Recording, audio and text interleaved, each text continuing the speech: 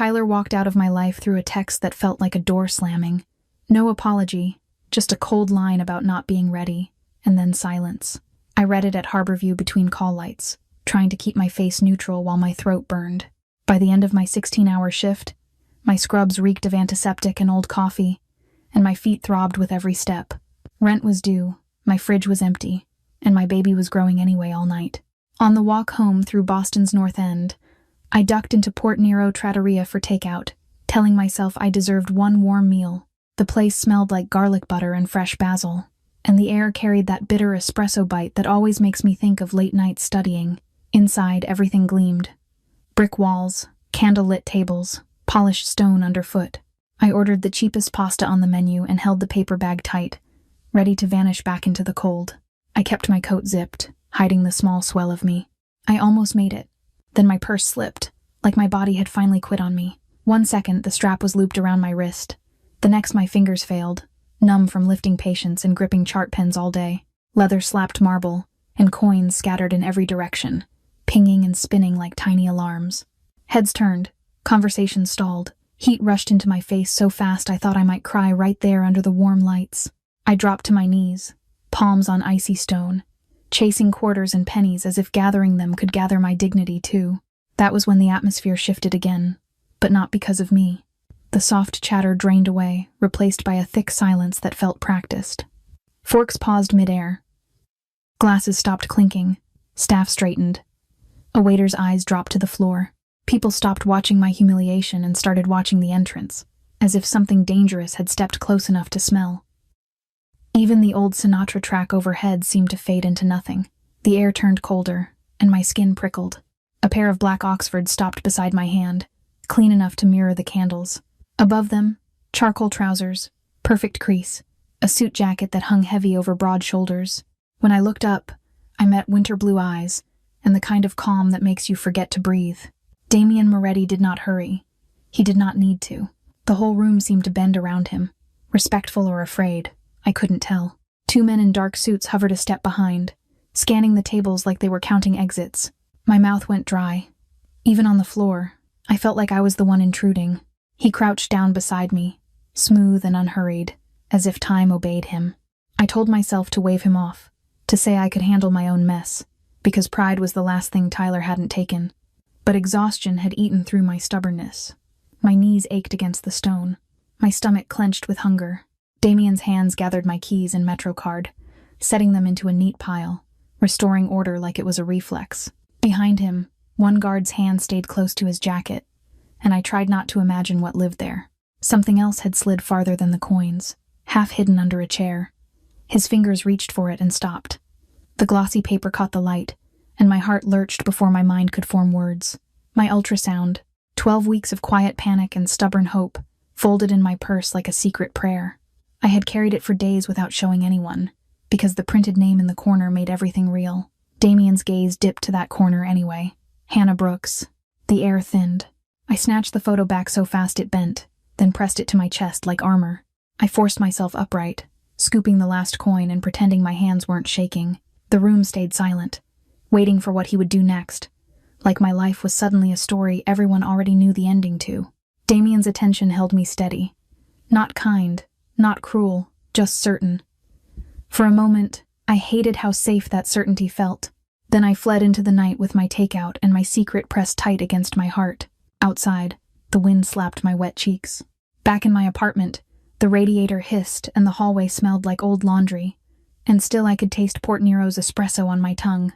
I laid the ultrasound on my table and stared until my eyes blurred, replaying the way the restaurant had bowed to him, the way he had knelt anyway. I told myself it was a random humiliation, a stranger's moment of help, but deep down I already knew it wasn't random.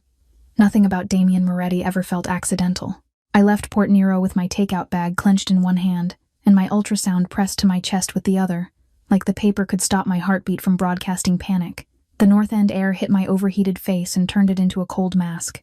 Behind me, the restaurant's warm light spilled onto the sidewalk, and I could still feel the weight of all those eyes. My body wanted to sprint. My pride wanted to pretend none of it happened. My stomach just wanted food. I told myself I didn't need anything from Damien Moretti. Not help, not pity, not whatever kind of attention made an entire room go quiet. but the way things moved around him felt like gravity. A manager's frantic nod, a server already shifting directions, Caleb appearing at my side without a single wasted motion, positioned like a door that could open or close depending on Damien's mood. I remember thinking I should refuse everything on principle, then feeling my knees wobble and realizing principles don't keep you standing after a 16-hour shift. So I accepted what I could pretend was harmless. A proper meal arranged like it was the most normal thing in the world.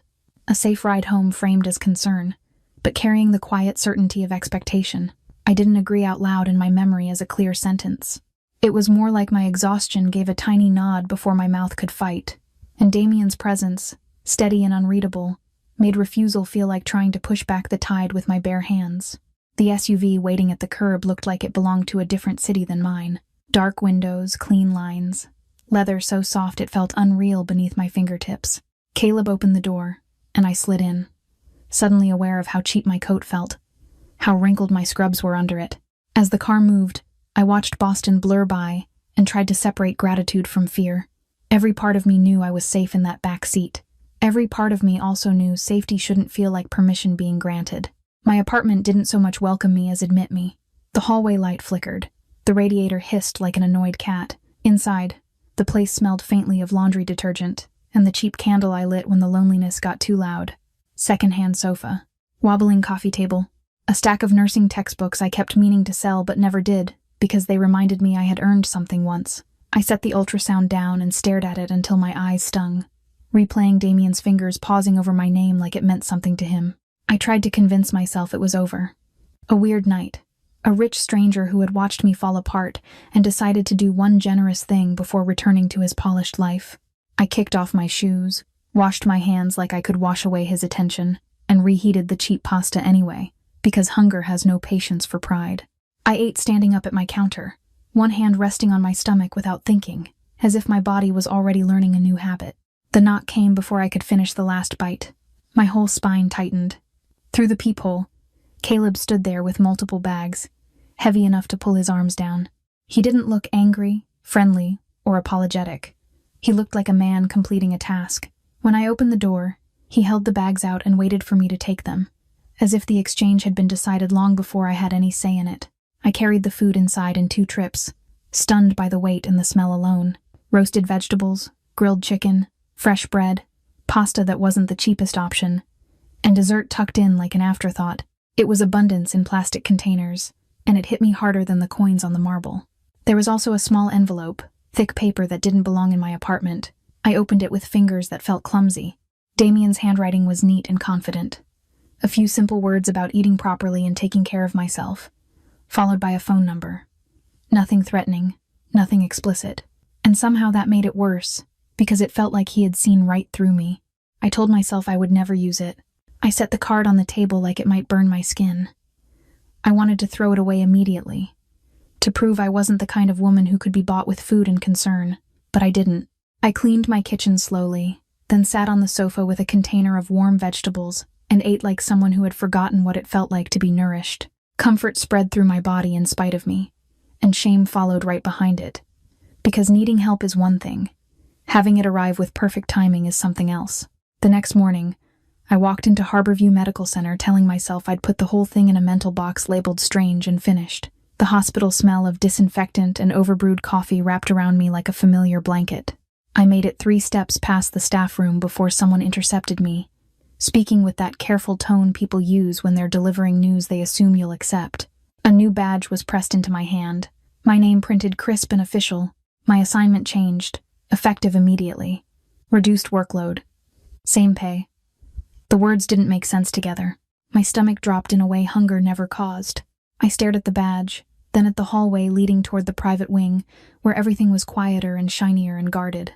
I wanted to disappear into my normal routine, into patient charts and call lights and the comfort of being invisible.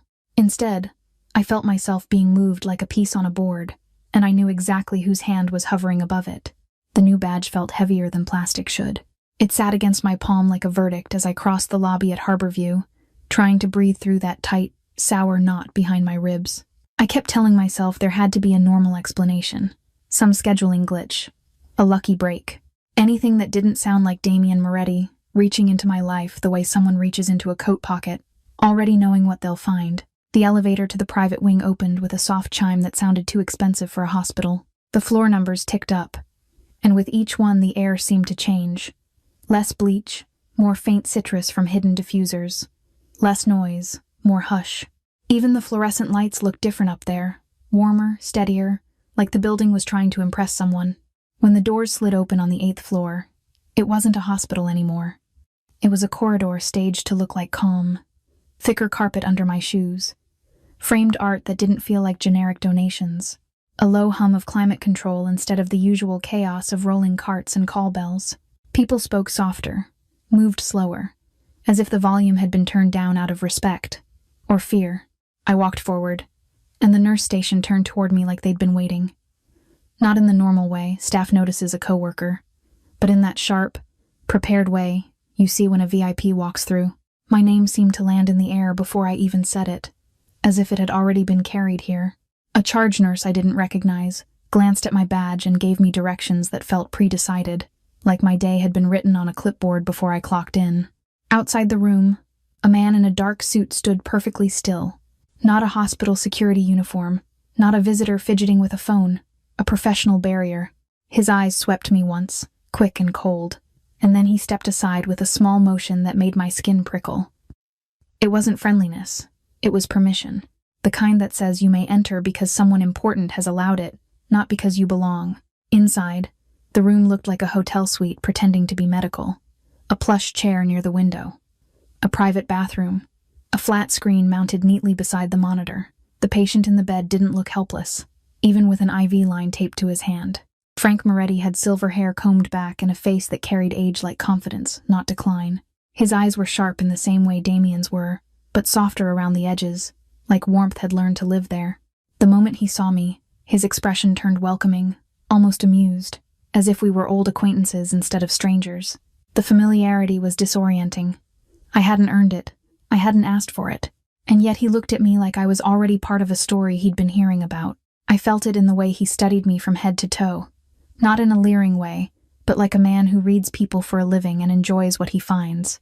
I snapped into my nurse routine because it was the only solid ground I had.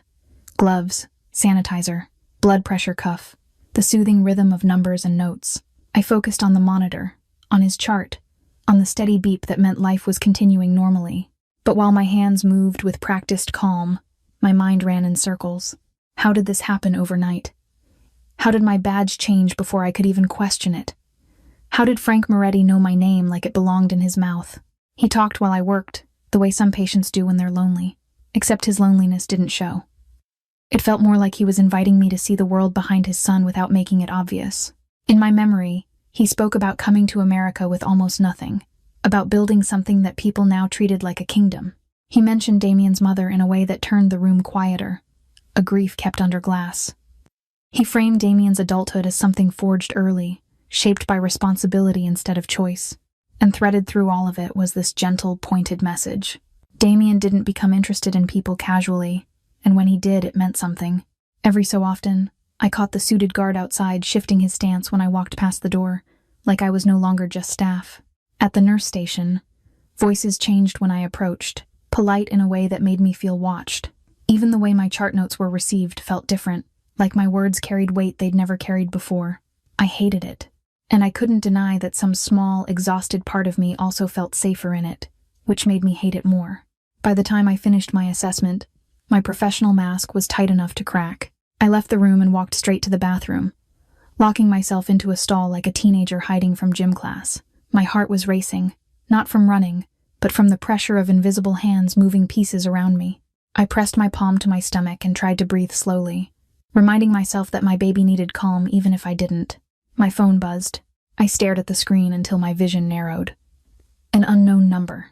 A single line that said he trusted his father was in good hands. No greeting, no explanation, just certainty. Like he could see the room I was in and the way my fingers were trembling around the phone. I never gave Damien my number. I never gave anyone permission to reach this far into my life. I slipped the phone into my pocket and leaned my forehead against the stall door, anger burning hotter than fear now. I had wanted to disappear.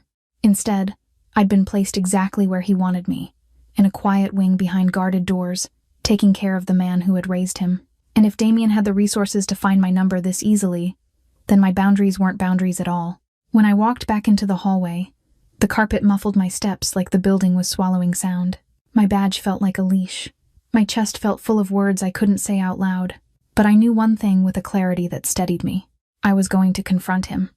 And something told me he would answer the way he did everything else. Calm, confident, and absolutely unafraid of my anger. That message sat on my screen like a fingerprint I couldn't wipe off. I was still in a bathroom stall on the private wing, knees drawn in, one hand pressed flat over my belly the way I did when my nerves spiked. My phone buzzed again, not with a new message, but with the echo of the first one.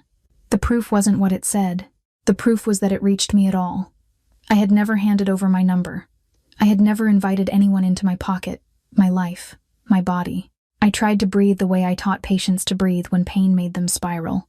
In through the nose, out through the mouth, slow, measured. But anger kept cutting the inhale short.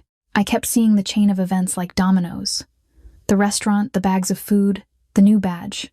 Frank Moretti saying my name like it belonged in his world. It wasn't help. It was access. And access, in the wrong hands, becomes a kind of ownership.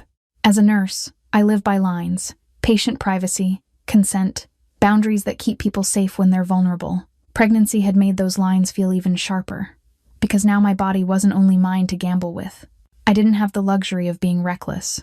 I couldn't let a powerful stranger decide I was an exception to the rules just because he liked the way I looked on a marble floor, collecting coins like they were my last pride. I stared at the unknown number until my eyes burned.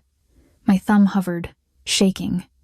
Part of me wanted to throw the phone into the trash and pretend I'd never seen it. Another part of me wanted to scream. But the most honest part, the part that had gotten me through nursing school and night shifts, and Tyler's abandonment, wanted control. Not the illusion of it, the real thing. So I typed back what I couldn't say out loud in that hallway. I told him, in the bluntest words I could manage without making myself a target, that he had crossed a line, that my job was not his to rearrange, that my phone was not his to reach. I didn't decorate it with politeness. I didn't soften it with gratitude.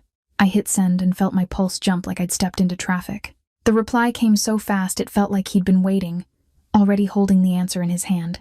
He didn't apologize in the way ordinary people apologize. In my memory, his response read like certainty wrapped in calm.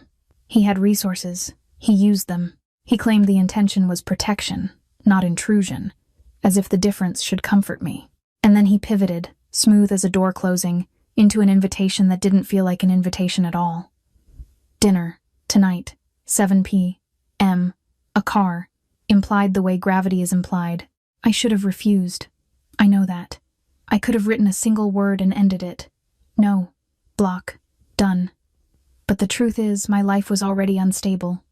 My rent notice sat on my counter. My fridge had been empty 2 days earlier. My baby was growing on faith and prenatal vitamins. Damien had stepped into my worst week and made it easier with a flick of his hand. That kind of power can look like salvation when you're exhausted. And still, I hated how quickly my survival instincts started negotiating. I told him I would consider one dinner. Only one, and only if he stopped interfering with my work. No more gifts disguised as policy. No more hospital strings pulled behind my back. No more proof that he could move me like furniture. I didn't frame it as a request. I framed it as the price of my presence. His answer landed with the same immediate calm. In my head, it felt like a man who had never been denied agreeing to terms because he expected to win the long game anyway. He accepted my condition as if it were reasonable, even admirable, and then sealed the plan with that same quiet insistence. 7 p.m. He would handle the ride. I would simply show up. When I left the bathroom stall, the private wing felt narrower. The carpet muffled my steps like it was trying to swallow evidence. I went back to Frank's room and let my nurse brain take over. Blood pressure, temperature, medication times, the dependable rhythm of care. Frank watched me with that soft warmth that made him dangerous in a different way, because it made me want to trust him. He talked about Damien again, not in details, but in tone. In my memory, he kept returning to one idea with affectionate pride. Family is everything. It should have sounded sweet. Instead, it sounded rehearsed, like a rule people lived by when the world outside was hostile. It made my stomach tighten because I didn't know what it demanded, and I didn't know what it cost. Between tasks, I checked the staffing app, hoping to find a mistake. There wasn't one.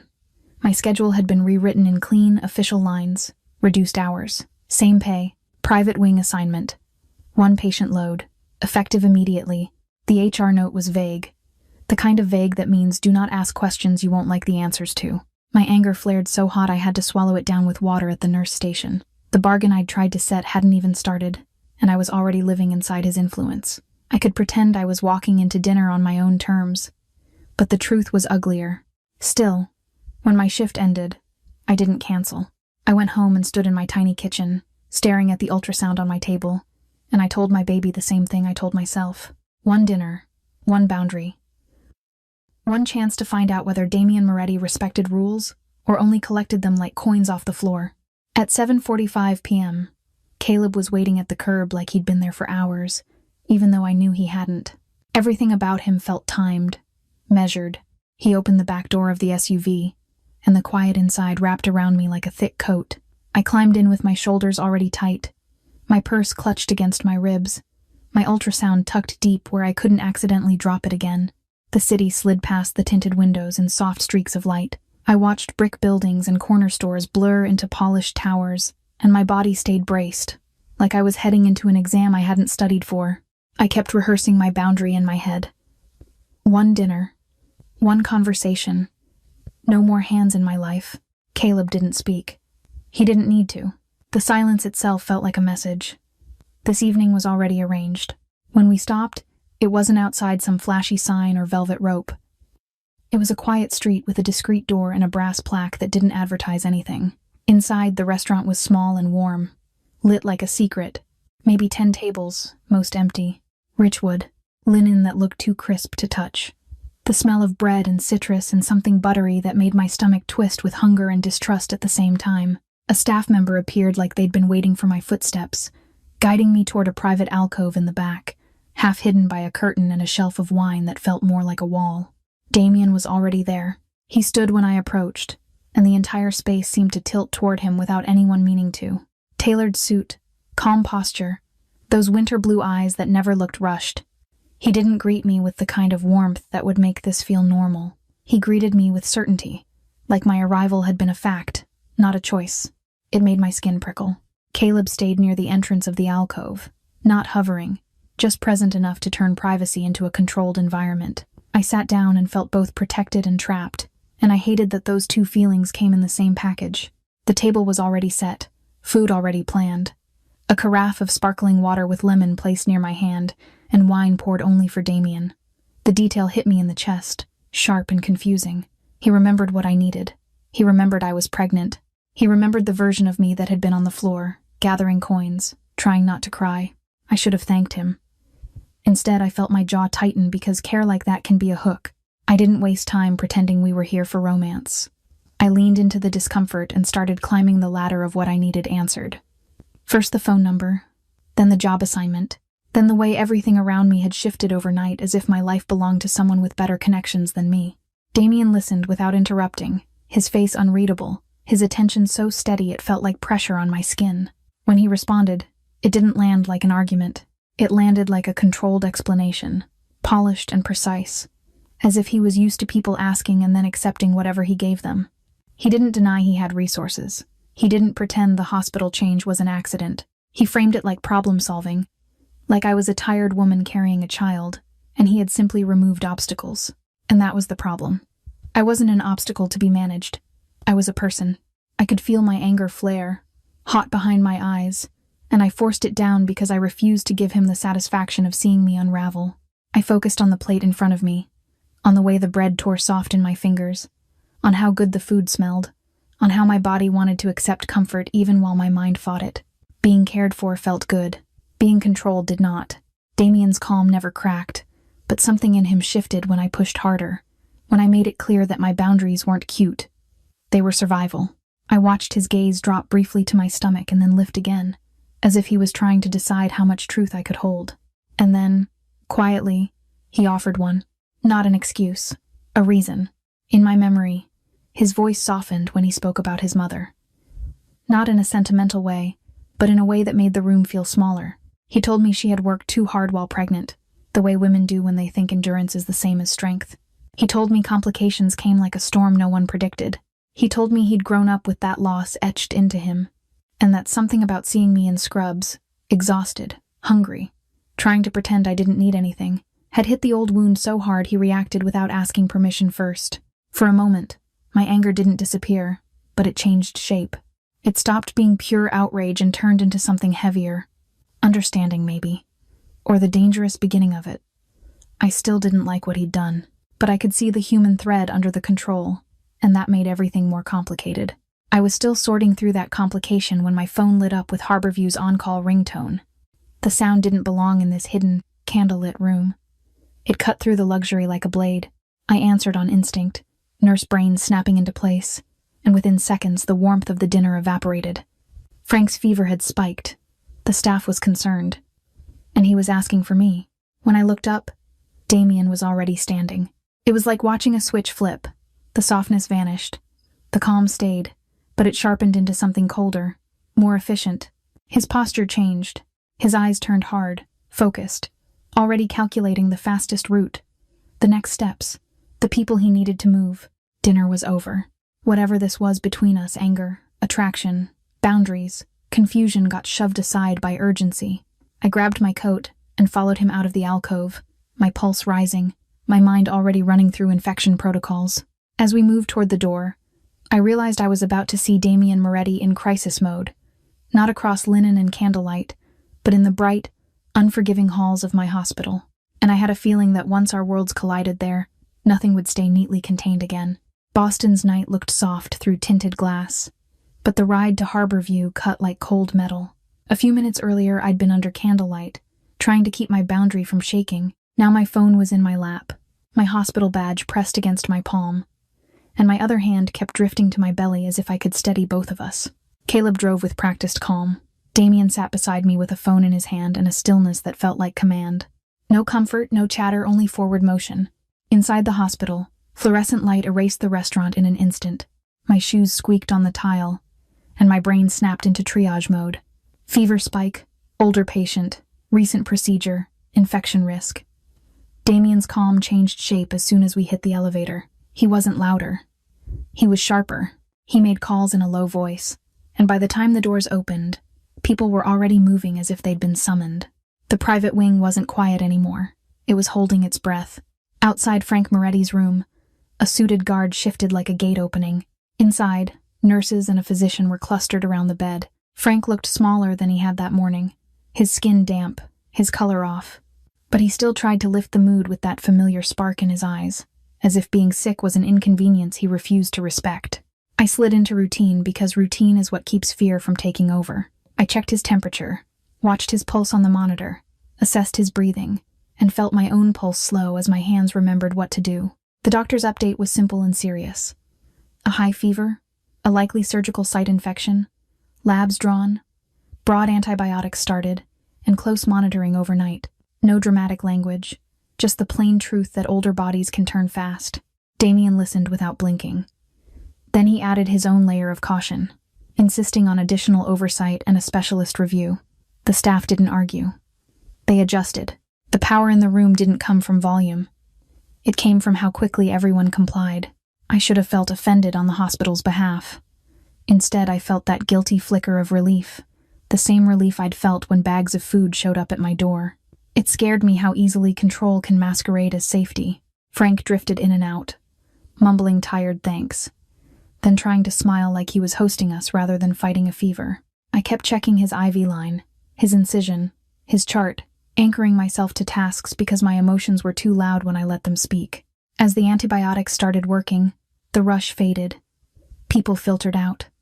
The hallway quiet returned, but now it was thick with watchfulness. One nurse stayed nearby. The guard remained outside. Damien stayed in a chair by the bed, shoulders squared, eyes fixed on his father like he could protect him by staring hard enough. I told myself I could leave once Frank stabilized. I didn't. Some part of me chose to remain, and that choice felt like stepping closer to a fire I didn't fully understand. Late night in a hospital is mostly sound without words. Distant carts, soft alarms, and the steady beep that measures time. Damien and I sat side by side in the dim light, not talking, just existing in the same narrow space. Every so often I caught him watching my hands as I checked vitals and updated notes, like he was trying to memorize competence. It didn't feel like being stared at. It felt like being studied for weakness and finding none. Around 2 in the morning, my body finally gave up. My head tipped. My shoulder brushed his arm, and I expected him to pull away. He didn't. He shifted, steadying me. And his jacket settled over my shoulders, warm and heavy, turning my shiver into a slow exhale. Morning light found me embarrassed before it found me awake. I blinked at the blinds, realized I'd slept against Damien, and felt heat rush to my face the way it had on the marble at Port Nero. Damien was still upright, eyes tired but controlled, as if he'd spent the night holding himself together. Frank opened his eyes and looked between us with a weak, knowing warmth that made it feel like a family scene I hadn't agreed to yet couldn't deny I wanted. A nurse reminded me my next shift wasn't for hours, and that rest mattered. Damien rose like he'd decided something, and offered the obvious solution. He would take me home. I should have refused. Instead, I stood, swayed, and followed, already picturing my tiny kitchen and the cheap coffee that suddenly felt like a doorway. In the elevator, I kept a palm on my belly and wondered if I was home alone, or if I'd invite him for coffee. The city looked washed clean in the early morning, like Boston had held its breath all night and was finally letting it out. Damien drove without rushing, hands steady on the wheel, streetlights still blinking over empty crosswalks. My head felt stuffed with cotton from the vigil, and my body kept replaying the night in little clips. Frank's fever, monitors beeping, Damien's jacket on my shoulders. I should have felt only unease. Instead, relief kept showing up like an uninvited friend. I watched the harbor haze and tried to rebuild my walls in my mind. One dinner, one boundary, no more surprises. But sitting beside him in the quiet car, I couldn't deny the strange safety of his silence. He wasn't charming me. He wasn't demanding anything. He was simply there, a solid presence while my nerves shook. When we stopped in front of my building, the words coffee came out of my mouth before I could filter them. I surprised myself, and I saw a flicker of surprise in him too, like he hadn't expected to be invited into the part of my life that wasn't polished. Upstairs, my apartment greeted us with its usual honesty. The radiator clanked. The fridge hummed like a tired animal. My secondhand sofa sagged in the middle, and the coffee table had a chip on one corner I kept forgetting to sand. Nursing textbooks were stacked where a decorative bowl should have been. A bag of cheap prenatal vitamins sat beside the ultrasound envelope. Damien took it all in slowly, not scanning for flaws, just noticing. His suit looked almost out of place in my narrow hallway, but he didn't act like it was beneath him. That mattered more than I wanted to admit. He drifted toward the bookshelf where I kept a few framed photos, the only things I dusted without being reminded. There was my mother, smiling in a sun hat on a Cape Cod day trip, before chemo thinned her hair and before I learned the sound of an IV pump in my own home. Telling the story out loud in my head felt easier than saying it to him. Mom had fought cancer for 2 years, and when she was gone, the world didn't soften. It just got quieter. My dad had disappeared when I was 4, leaving behind a last name and a lesson. If I needed something, I'd have to earn it, or do without it. Independence wasn't a personality trait for me. It was survival training. Damien asked, in his quiet way, what I did when I wasn't taking care of everyone else. The question landed awkwardly, like someone knocking on a door I'd boarded up. I found myself listing small things, then shrinking them as I said them. Books, mostly. Cooking when I had energy. Music that used to fill my apartment before grief made silence feel safer. I heard myself dismissing it all, as if joy needed permission to be important. Damien didn't correct me with big speeches. He simply looked at me like my answer mattered. And that made my throat tighten in a way the hospital never did. I busied myself in the kitchenette, grateful for something to do with my hands. My coffee maker was a bargain model that sounded like it was clearing its throat before it worked. I owned exactly 2 mugs that weren't chipped, and neither matched. I gave Damien the one with a faded lighthouse and kept the plain one for myself, hoping he wouldn't notice the crack near the handle. The coffee came out too strong, the way I always made it after a night shift, and I watched him take a careful sip like he was being polite to my entire life. The moment almost made me laugh. While the coffee cooled, I touched the frame of my mother's photo again, tracing the edge like it could bring her back for 1 minute. I imagined what she would say about a man like Damien standing in my kitchen, calm as a storm cloud that had learned manners. I rested my hand on my belly and felt the quiet stretch of my skin, the steady promise underneath it. I wasn't just protecting myself anymore. I was building a life for someone who hadn't even met this world yet. I admitted, almost as an afterthought, that I used to play piano when I was a kid, back when my mother could still clap along from the couch. I hadn't touched keys in years, partly because time disappeared, partly because music makes you feel things you can't chart. Damien's attention shifted, and I sensed a piece of him opening. In my memory, he told me his house had a room with a grand piano that mostly sat in silence, waiting. Hearing that, I felt a door crack open inside me, dangerous and irresistible, and I wanted to see it. Climbing the front steps to Damien's brownstone felt like crossing a line I'd been guarding since Tyler walked out and left me holding an ultrasound and a rent notice. My body remembered the private wing, the fever alarms, the way Damien's jacket had warmed my shoulders. Now it remembered something else too. How easy it would be to let him make decisions for me. I kept one hand near my belly, steadying myself, and I kept my promise in my head. I could leave whenever I wanted. The door opened before I could second-guess the knock. Mrs. Ruth Carter stood there in an apron, gray hair pinned up. She looked at me with the practical kindness nurses recognize, the kind that checks for hunger and fatigue. Then she turned that same look on Damien, full of years of permission. In my memory, she scolded him for skipping meals and teased him for thinking stress counted as nutrition. Damien didn't flare or correct her. He let her talk the way a man lets the truth land when it comes from someone who has held his life together in quiet ways. Watching that, I felt the tension in my chest loosen. For the first time, he looked less like a force that moved rooms and more like a person who could be cared about. Inside, I didn't find a cold fortress. I found warmth. Dark wood floors that creaked under my shoes. Lamps that softened the corners. A hallway that smelled like garlic and rosemary. Bookshelves packed tight, spines worn and uneven, not arranged for show. Framed family photos placed where people actually look at them, not hidden in a study. The house felt expensive, yes, but it also felt lived in, like history mattered more than display. Ruth led us toward the dining room with an easy authority, the kind that made it obvious she ran this place in the way that counts. Dinner was already set.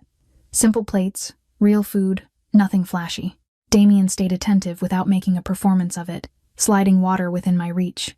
Watching for the moment my back tightened, making sure I was comfortable before he settled. I hated how good it felt to be considered. I also hated that my body relaxed before my pride could object. The meal itself was quiet comfort, warm bread, a light pasta that didn't sit heavy, a lemony dish that cut through the richness. Ruth drifted in and out, and each time she passed Damien, she managed to remind him, with a touch or a look, that he still belonged to something human. I caught myself smiling, then caught myself being wary of my own smile. After dinner, Damien led me down a quieter hallway and paused at a closed door. The way people pause before showing you something they've kept private. When he opened it, the air changed. The piano room was simple, almost bare, like the house had tucked its softness away in here. A grand piano waited under lamplight, lid closed, bench aligned perfectly. Nothing was dusty, but nothing looked used either. It felt like a room built for music that had been asked to stay silent. I sat at the bench before nerves could talk me out of it. My fingers hovered, then found a melody my mother used to hum while she folded laundry. A small tune that made my childhood apartment feel safe even when money was tight. The notes filled the room gently, like they were testing whether they were allowed to exist. When I finished, the silence didn't snap back right away. It lingered, thick with memory. Damien stood very still. His eyes weren't cold now. They looked far away, like the music had opened a door inside him he kept locked on purpose. I didn't hear a dramatic confession. I heard fragments, offered carefully. That loss had made this house quieter than it looked. That his father couldn't bear music for a long time. That this piano became a monument instead of an instrument. It hit me in a familiar place, the place where my mother's absence still lived. I didn't try to fix him. I offered a bridge. Someday, if he wanted, I could teach him. One scale at a time. The closeness between us turned charged in that quiet way loneliness recognizes itself. Then his phone rang and the air shifted. His posture sharpened. The other Damien surfaced. A warehouse problem needed him now. He wanted me to wait here. Every instinct told me to leave while I still could. But I looked around at the warm lamps, the books, Ruth's apron hanging on a hook, the piano that had finally made sound again. And I wanted to believe the warmth was real. I stayed, and that choice became my second turn of fate, because I didn't know the next set of footsteps in this house wouldn't be his. After Damien left, the house didn't feel empty right away. It still held the warmth of dinner, the soft glow of lamps, the faint smell of garlic and lemon lingering in the air. I stood in the hallway with my hands folded over my belly, listening to the quiet settle back into place, telling myself I was fine, telling myself I was safe. Curiosity is a slippery thing. It sounds harmless in your head. Just a quick look. Just a minute. I moved slowly, like I didn't want to disturb the life woven into the rooms. In the library, I traced spines without pulling them out. Italian, English, a few in languages I couldn't even place. Some had bent corners and pencil marks, proof someone had read them in the middle of the night and not cared about looking neat. On a side table, I found a framed photo of Damien younger, his smile smaller, Frank's hand on his shoulder like an anchor. There was a chess set nearby, one piece missing, as if a game had been interrupted and never finished. A worn jacket draped over the back of a chair, not a suit jacket, something practical. I kept catching these details and letting them soften my fear, letting them convince me the warmth was the real story. I wandered toward the office, the place that smelled faintly of paper and clean wood. Everything was orderly, too orderly. A pen placed exactly parallel to a notebook, a small bowl by the door where keys would land, a routine, a system, the kind of life that had rules even when no one was watching. That's when the front door opened. I didn't see it, but I heard it. The hinge, the change in air, footsteps that didn't match Damien's pace, voices, low and confident, and in English, not the quick Italian cadence I'd started to recognize as his. My body went cold so fast I felt it in my teeth. The warmth I'd been swimming in a moment ago snapped into something else. A trap, a stage, a place where I was the only moving piece. My first instinct was to grab my phone. Then I remembered it was across the room, in my purse, on a chair by the piano room. Too far. My second instinct was to run. Then I remembered I was pregnant and alone in a house I didn't know as well as the people who had just walked into it. I forced myself to breathe through my nose. In and out. Slow, quiet. I pressed my palm to my belly and felt the tight, protective panic rise, then settle into something sharper. Survival. Damien's house had security. I knew that the way you know a storm is coming, not from a forecast, but from the pressure in the air. In the office doorway, my fingers brushed the underside of the desk, and I found it. A small button tucked out of sight, like a secret you could hit without thinking. A silent alarm. A lifeline. Footsteps came closer. I heard a drawer open somewhere, then shut. Someone moved with purpose.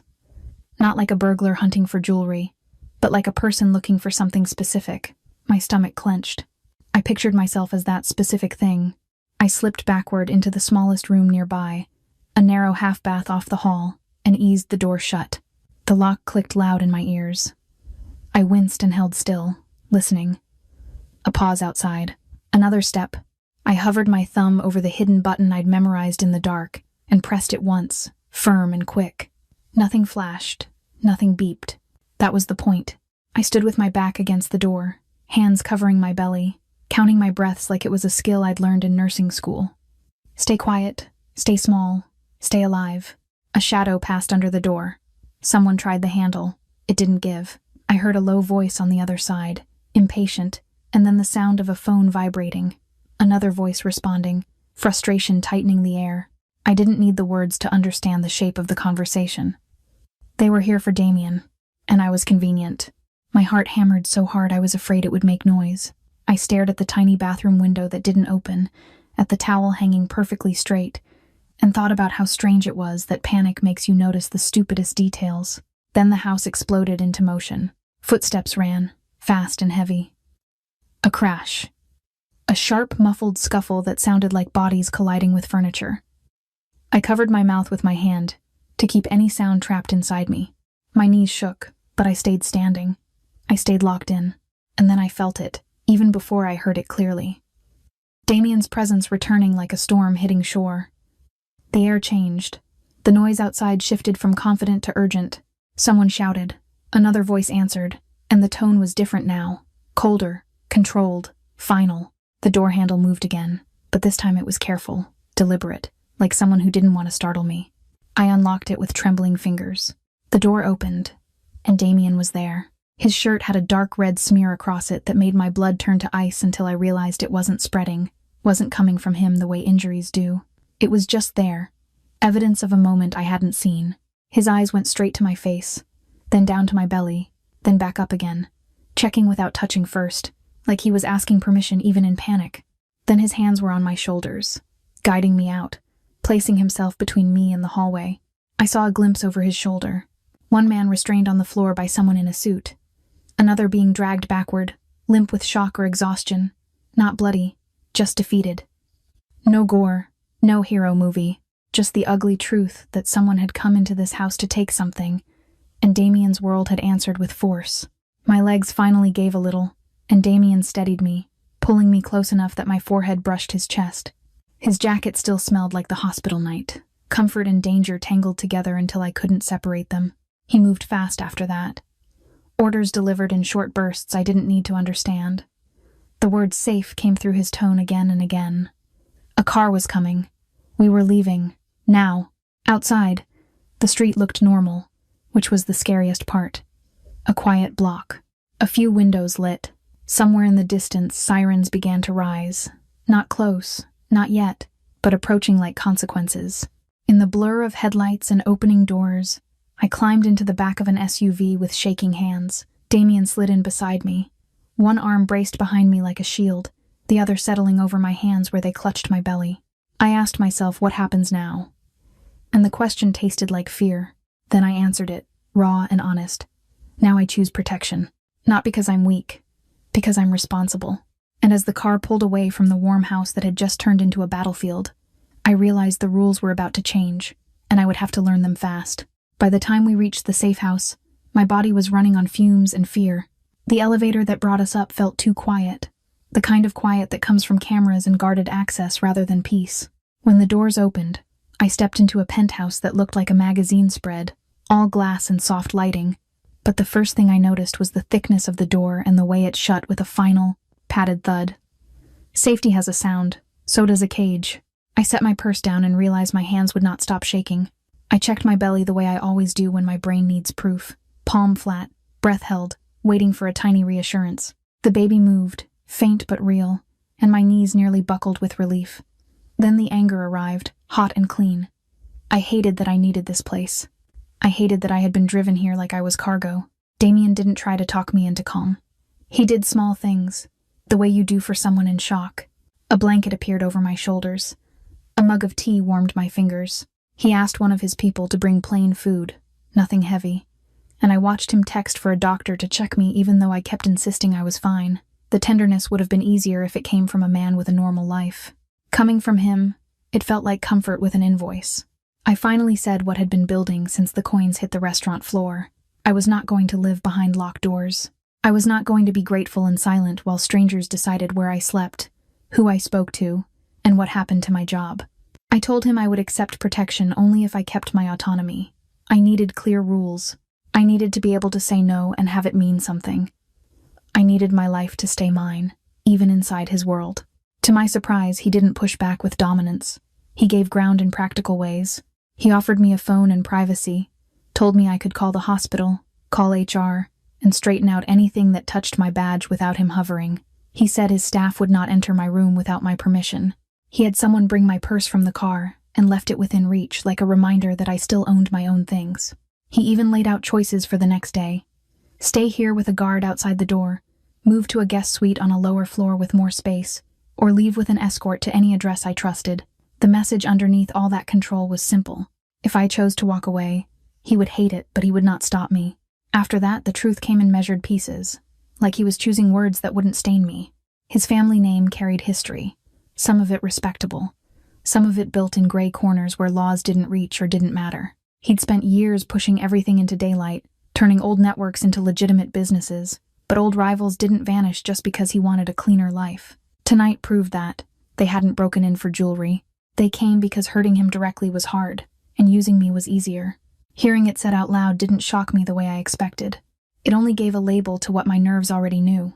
When the doctor checked my blood pressure and listened for anything concerning, I watched Damien keep his distance, as if he was learning my rules in real time. He sat on the end of the couch, shoulders tense, eyes on the door instead of on me. For the first time since my purse spilled, I felt something like partnership flicker. Not romance, not surrender. Just two people facing the same threat and letting me choose my place in it. Just as my breathing steadied, my phone buzzed with a number I hadn't seen in months. Tyler. A voicemail followed, then a text. And even without opening it, I felt that old abandonment claw back into my chest. He wasn't apologizing. He was asserting. He'd heard I was pregnant, and now he suddenly wanted involvement on his terms, threatening lawyers, threatening to call the hospital, hinting that my life looked unstable and that he could use that against me. It was a different kind of invasion, quieter but just as personal. I looked around at the penthouse, at the guarded door, at Damien's careful distance, and realized I was being hunted from two directions at once. The next fight wouldn't be fists and footsteps. It would be truth. How Damien found me, why he noticed me, and whether that night at Port Nero was ever an accident. The safe house smelled like chamomile and new paint, and yet my nerves refused to believe in it. I sat on the edge of a sofa that cost more than my car, one hand on my belly, the other gripping my phone like a life raft. Outside the windows, Boston looked normal, headlights sliding along wet streets, people living lives that had nothing to do with silent alarms. Inside, I kept hearing the door's heavy click, over and over, until it sounded like a question. Am I safe, or am I stored? And if stored, who decided where I fit? In the quiet, the pieces lined up by themselves. My badge had changed overnight. A stranger had my number before I'd told HR I was pregnant. Food showed up at my door like someone had memorized my pantry and my pride. The intruders hadn't searched for cash. They searched for me. Even Frank's room assignment had been waiting for me, like the hospital had been rehearsed. I tried to blame coincidence, but coincidence doesn't move that fast. It doesn't learn your name, your schedule, your weakness, then appear smiling in the exact doorway you needed, and call it fate anyway. When I pushed him for the beginning, the truth came out in a way that made my stomach hollow. Weeks before Port Nero, I'd covered a volunteer shift at a neighborhood blood drive sponsored by a hospital foundation. An older man had shown up alone, stubborn about waiting his turn, pretending he wasn't important. I'd treated him like everyone else, brought him water, kept him steady when he got lightheaded. That man had been Frank. Damien hadn't followed me for years, but he had heard my name, asked for it, and watched for the moment he could meet me. I sat with that and felt my skin crawl. Not because he knew my name, but because he had carried it like a key. The purse drop wasn't a lightning strike. It was a door he'd already located. I thought about the way the room went silent for him, the way my ultrasound had turned in his hand, the way he'd placed food in my life without asking. I imagined my world as a map on his desk, my routes traced in pencil. A part of me wanted to run. Another part wanted to scream, louder than any alarm tonight. What shocked me was what he did next. He didn't box me in with excuses or soften me with charm. He stepped back, set his phone on the counter, and kept his hands to himself. He had my coat and shoes placed by the door. He told the guards to give us space. A car waited if I wanted to leave, and another plan existed if I wanted to return to my apartment with protection. Nothing in his posture begged me to stay. The power move was the absence of pressure. He offered the door, not the lock for once. That space was my opening, and I took it. I would not be tracked like a package or managed like a problem. If he wanted any place in my life, I needed a minimum of truth and a maximum of choice. No more touching my job, no more help that moved my schedule or stamped my name on donations. No more surprise visits. I needed my keys, my phone, my ability to breathe. I needed the right to leave, at any hour, without being followed. And if he couldn't give me that, I would walk now, even shaking for us. The silence after my rules felt louder than the city. I waited for pushback, for a reminder of who held the power. Instead, he nodded once and made my terms practical. He told his security to stand down unless I asked. He offered to call Harborview with me and untangle anything tied to my badge. He promised no more gifts without consent, and no more information pulled from hospital systems. It wasn't an apology made of flowers. It was an apology made of restraint. In that moment, I understood the difference between possession and protection. Protection leaves room for breath. Then he reached toward tomorrow, and that scared me most. He didn't promise money or a ring or a life where problems vanished. He promised presence. He would show up to appointments if I allowed it, sit quietly, learn what I needed without replacing my choices. He promised my child would have consistency, not chaos, even if Tyler kept throwing threats. I watched him choose restraint over persuasion, and I realized I wasn't craving luxury. I was craving not doing everything alone. Hope rose anyway, but I kept my guard up. Hope had to be earned with time and patience. I don't know what my face looked like, but I felt the ground shift. The truth hurt, and it was supposed to. It burned away the fantasy that I'd stumbled into his life by accident. It also burned away the excuse that I had no power here. I could leave. I could stay. I could demand daylight and still accept help. When I rested my hand on my belly, I didn't feel owned. I felt responsible. And for the first time, that responsibility didn't feel like a sentence. It felt like a choice. Next, I would define family in daylight. The first morning after the safe house, my body woke up before my mind did. I opened my eyes and expected chaos. Shouting, footsteps, another door forced open. But all I heard was the soft hum of the city far below and the quiet click of a kettle somewhere behind me. Safety can feel like a lullaby when you're exhausted. It can also feel like a test. I tested him in small, ordinary ways. I asked for space, and he gave it without sulking. I asked for my own clothes, my own toothbrush, my own normal. He didn't replace my life with his. He helped me return to it. The next day, I went back to Harborview with my head up, my badge clipped where everyone could see it, and my boundaries sitting in my chest like a steady heartbeat. The schedule change got untangled the way it should have from the start through HR, paperwork, and my consent. The donation that had turned me into a chess piece got redirected into something broader, something that didn't carry my name like a leash. Weeks passed in snapshots that didn't look dramatic, but felt like the real work of rebuilding. Me in the break room, eating a real lunch instead of a granola bar over a sink. Me at a prenatal appointment, letting him come only after I asked him to, not because he assumed. Me saying no to an offer I didn't trust yet, and watching him accept it without trying to repackage it into yes.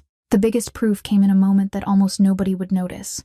A day when a supervisor hinted about rearranging my unit again, and I felt that old panic rise, someone moving me without asking. I expected Damien to step in like he used to solve it fast and quietly. Instead, he waited. He asked what I wanted to do. He let me handle it the way I needed to handle it, with my own voice, my own email, my own signature at the bottom. His power stayed in his pocket. My agency stayed in my hands. That's when I started to believe the difference wasn't just words, it was discipline. Frank stayed a warm constant, even when his strength came back and his jokes got sharper. He kept showing up like a reminder that tenderness existed in that family long before I did. And Ruth returned the way a familiar blanket returns. She'd appear with food that smelled like comfort, with a gentle kind of scolding that somehow made Damien look more human than any suit ever could. She didn't treat me like a guest to impress. She treated me like someone who needed to eat, sit down, and stop pretending I wasn't carrying the weight of a whole new life. The piano became my line back to myself. At first, I only played when I was alone, late at night, hands trembling a little as I sat at the keys. I played the simple melody my mother used to hum while folding laundry. It felt like lighting a candle for her in a room that had gone dark. Then, one evening, I played while Damien was in the next room. I didn't look at him. I didn't need to. I could feel the way his attention settled, careful and quiet, like he was afraid to breathe too hard and scare the music away. After that, he tried learning. Not in a glamorous way, in an awkward, stubborn way that made me laugh when I hadn't laughed in days. His fingers wanted control, wanted certainty, and the piano gave him neither. I watched the most powerful man I'd ever met struggle with a beginner scale, and keep trying anyway. And the strangest thing happened. The room stopped feeling like a shrine to silence. It started feeling like a place that could hold both grief and something new.